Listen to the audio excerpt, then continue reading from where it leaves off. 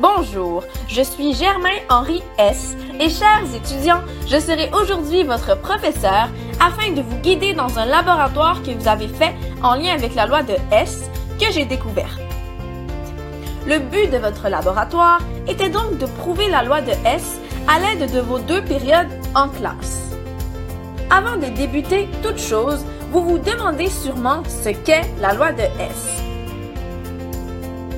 Pour vous aider, je vais émettre une hypothèse concernant les résultats de votre laboratoire. Vous avez réalisé 3 expériences, donc 3 réactions chimiques. 2 de ces réactions chimiques sont les phénomènes partiels de la 3e réaction. L'hypothèse est donc la suivante. La somme des chaleurs molaires de réaction des phénomènes partiels, donc les réactions 1 et 2, est égale à la chaleur molaire de réaction du phénomène global, donc la réaction 3. Avant d'entrer dans le vif du sujet, il me tient à cœur de vous parler un peu de moi. Je suis née à Genève en 1802. Étudiant d'abord en médecine, je me redirige vers la chimie grâce à mon collègue Jöns Jacob Berzelius, savant suédois qui m'a convaincu de suivre ce chemin. Je me consacre à mes travaux de chimie principalement à partir de 1830 et je deviens professeur à l'Institut technologique de Saint-Pétersbourg. Bien que je fasse plusieurs recherches sur l'oxydation des sucres par exemple, mon domaine favori est la thermochimie, ce qui me mène à la découverte de la loi pour laquelle je suis le plus célèbre, la loi de Hess, que je publie en 1840.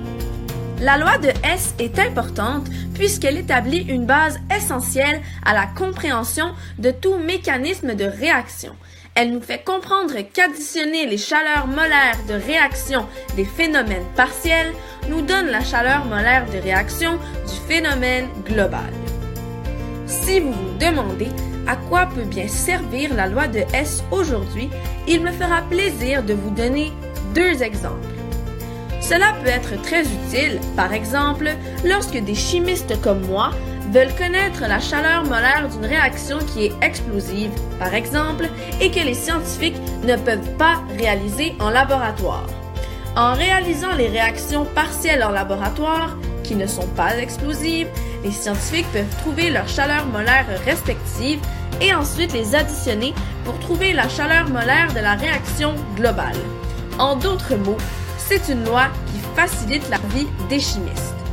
Un autre exemple est si des chimistes veulent connaître la chaleur molaire d'une réaction qui se déroule trop rapidement, puisque, selon le même principe énoncé tout à l'heure, les chimistes ont de la difficulté à trouver la chaleur molaire de la réaction globale de façon directe, sans trouver les chaleurs molaires des phénomènes partiels. Chers élèves, je vous laisse maintenant vous expliquer comment vous avez procédé pour réaliser ce laboratoire.